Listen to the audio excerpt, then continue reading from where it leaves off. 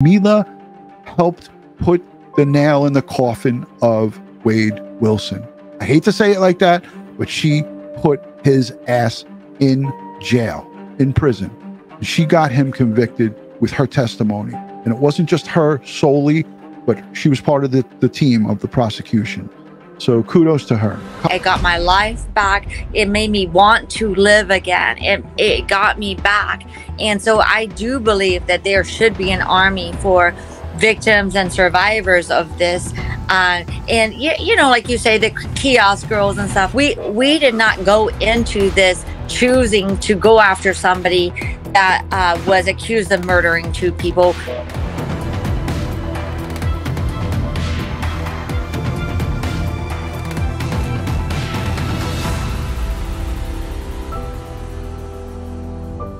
People can hear Mila's message and people can get to know the real Mila Montanez. She's a good person. She's a good human being.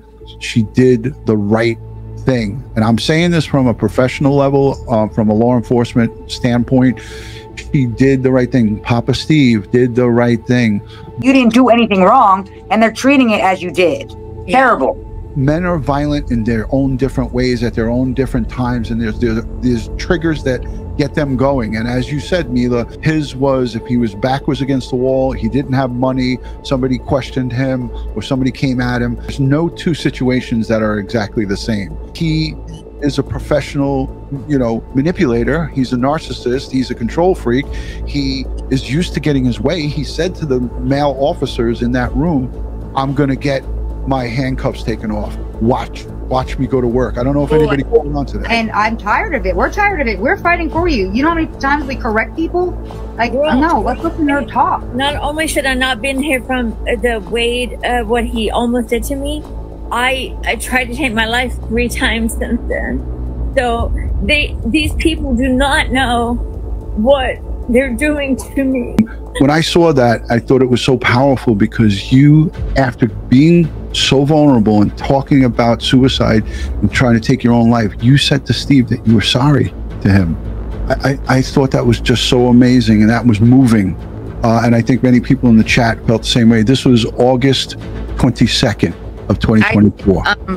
Anybody that knows me that has saw that and everything, I drown myself when I get to this level with alcohol because I am the most empathetic person. I feel too much, like I have too many feelings, and so I worry about other people more than myself. And anybody that knows me, that's true. And self-harming is where I have to go to, and I have to drown myself with alcohol because these emotions are too deep, and I don't even care about myself sometimes. I will sit there and think about Diane's last minutes, and Kristine's last minutes, and I absorb those, and I ask God, I'm like, what? Why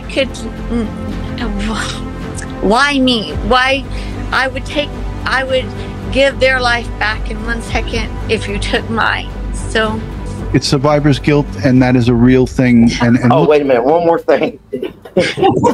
All right.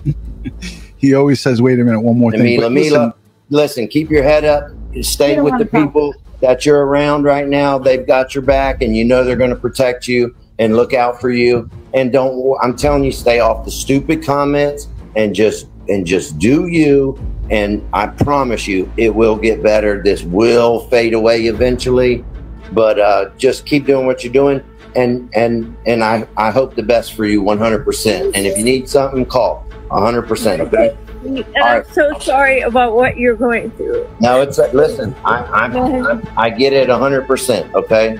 And I promise you, Mila, as you know, in the long run, they will one by one fall off because what they think they know as the truth, they have no clue. So I know it's hard, but you just have to just do what you're doing. And bottom line is that your actions and what you say to people being bullies on the internet have caused people to take their lives. And it's no fucking joke. So I say that with a very heavy heart, because I've come to many people's homes that have taken their lives as a professional police officer, and it's not a good thing to be like that. Think about it. What we're doing is creating a 24/7 platform for DV survivors or people that are in crisis. So that way, because we have a huge following all the way across the globe. So there's someone always available that's been through trauma themselves to be able to help.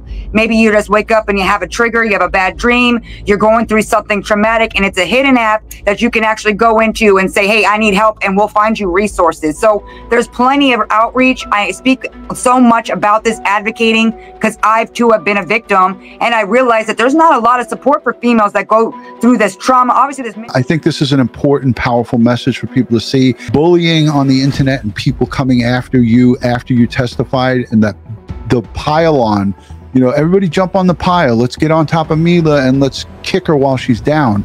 That mentality caused you in part to get to this place where you were here. And correct me if I'm wrong. I was very open about it. And like I said, I probably had too many to drink at that point, but it is not untrue. The VA had to put me on a lot of medication because I got very creative in ways that I wanted to unalive myself. And each time unsuccessful, for whatever reason, I guess God still wants me here. I'm here.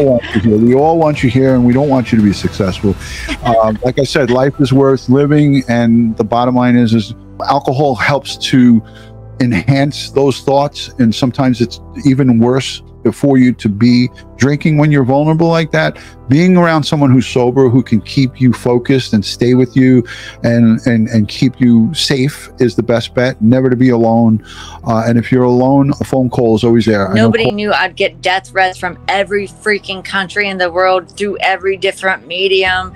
And this has taken on, this in its own way has been more traumatic than surviving him the first time, because now I have to survive the fucking whole world, and I'm pissed and sad, and all my emotions is a roller coaster of what those certain people have put me through.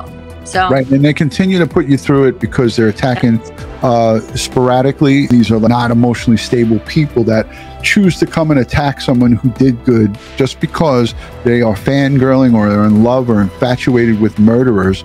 They want to now come at you because you were what was in the way of justice, you know, and you didn't let that happen. You stood up and you testified and you gave the prosecution what they needed, a part. You were not the full part of it, but you were part of that puzzle to get to the jury, to get them to come in with those guilty verdicts. So